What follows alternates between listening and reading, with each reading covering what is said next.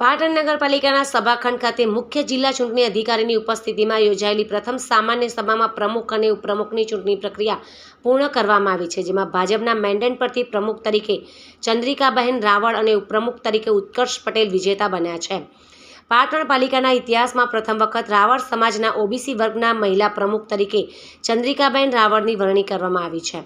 પાટણ નગરપાલિકાના હોલ ખાતે પ્રાંત અધિકારી અને મુખ્ય જિલ્લા ચૂંટણી અધિકારી હિરેન ચૌહાણની અધ્યક્ષતામાં નવા ચૂંટાયેલી પાંખની પ્રથમ વખત સામાન્ય સભા યોજાઈ હતી. ચૂંટણી પ્રક્રિયા શરૂ કરતા પૂર્વે પ્રાંત અધિકારીએ તમામ વિજેતા ઉમેદવારોને અભિનંદન પાઠવી આગામી 5 વર્ષ સુધી પાટણ શહેરના વિકાસના કામોને વેગ આપવા માટે આશા વ્યક્ત કરી હતી. ત્યારબાદ મ્યુનિસિપલ એક્ટ અને ચૂંટણીના કાયદા અનુસાર મતદાન સહિતની વૈધાનિક પ્રક્રિયા હાથ ધરવામાં આવી હતી. આ ચૂંટણીમાં પ્રમુખ પદ માટે ઓબીસી મહિલાની અનામત બેઠક પર ભાજપ તરફથી ચંદ્રિકાબહેન રાવળના નામની દરખાસ્ત મૂકવામાં આવી હતી, જ્યારે કોંગ્રેસ પક્ષમાંથી સમીમબાનુ સુમરાએ પોતાની દાવેદારી નોંધાવી હતી. ઉપપ્રમુખ પદ માટે ભાજપના મેન્ડેટ પર ઉત્કર્ષ પટેલના નામની દરખાસ્ત આવી હતી, જેની સામે કોંગ્રેસના વિજેતા ઉમેદવાર અલ્કેશ પટેલે ફોર્મ ભર્યું હતું. ચૂંટણી અધિકારી દ્વારા યોજાયેલી આવેલી મતદાન પ્રક્રિયામાં પ્રમુખ પદના ઉમેદવાર ચંદ્રિકાબહેન રાવળને કુલ 25 મત મળ્યા હતા, જેમાં એક અપક્ષ ઉમેદવાર ચેતનાબહેન પ્રજાપતિનો પણ સામેલ હતો, જ્યારે અન્ય 2 અપક્ષ ઉમેદવારો તટસ્થ રહ્યા હતા. બીજી તરફ કોંગ્રેસના ઉમેદવાર સમીમબાનુ સુમરાને માત્ર 17 મતો મળવા પ્રાંત અધિકારી દ્વારા ચંદ્રિકાબહેન રાવળના નામને સત્તાવાર રીતે પ્રમુખ તરીકે જાહેર કરવામાં આવ્યું હતું. ત્યારબાદ ઉપપ્રમુખ પદ માટે થયેલા મતદાનમાં ભાજપના ઉત્કર્ષ પટેલને 25 મત અને કોંગ્રેસના અલ્કેશ પટેલને 17 મત મળ્યા હતા, જેથી બહુમતીના આધારે ઉત્કર્ષ પટેલની ઉપપ્રમુખ તરીકે વરણી જાહેર કરવામાં આવી હતી. ભાજપના બંને ઉમેદવારો વિજેતા બનતા સભાખંડમાં હાજર સભ્યો અને સમર્થકોએ તેમને વધાવી લીધા હતા.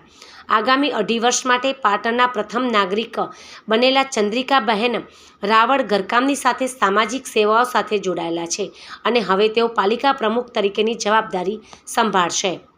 પાલિકાના નવનિયુક્ત પ્રમુખ ચંદ્રિકાબહેન રાવળે જણાવ્યું હતું કે તેઓ પાટણ શહેરના તમામ 11 વોર્ડને સમાંતર રાખીને કોઈપણ જાતના ભેદભાવ વગર નગરજનોની સમસ્યાઓનો ઉકેલ લાવશે અને વિકાસના કાર્યોને આગળ ધપાવશે. આ સામાન્ય સભામાં અન્ય હોદ્દેદારોની પણ નિમણૂક કરવામાં આવી હતી, જેમાં કારોબારી ચેરમેન તરીકે નીલમકુમાર ભાઈચંદભાઈ પટેલ અને પક્ષના નેતા તરીકે મનોજભાઈ હેમચંદભાઈ ઠાકોર અને દંડક તરીકે મનીષાબેન ચેતનકુમાર પ્રજાપતિની પણ પક્ષ દ્વારા વરણી કરાઈ છે. આજે પાટણ નગરપાલિકાની પ્રમુખ અને ઉપપ્રમુખની ચૂંટણી કલેક્ટર સાહેબના આદેશથી અમો અધ્યક્ષી અધિકારી તરીકે નિમાયેલ હોય યોજવામાં આવેલ હતી અને પ્રમુખની ચૂંટણીમાં ચંદ્રિકાબેન પ્રહલાદભાઈ રાવલ જેમને 25 મત મળેલા હતા અને સુમરા સમીમબાનુ યાસીનભાઈ જેમને 17 મતો મળ્યા હતા. એટલે ચંદ્રિકાબેન પ્રહલાદભાઈ રાવલને વિજેતા જાહેર કરવામાં આવેલા છે પ્રમુખ પદ માટે. સાથે જ ઉપપ્રમુખ માટેના ચૂંટણીમાં પણ પટેલ અલ્કેશ કુમાર મનોહરભાઈને 17 મત મળ્યા હતા અને ઉત્કર્ષ ભરતકુમાર પટેલને 25 મતો મળેલા, જેથી ઉત્કર્ષ ભરતકુમાર પટેલને ઉપપ્રમુખના પદ માટે વિજેતા જાહેર કરવામાં આવેલ છે.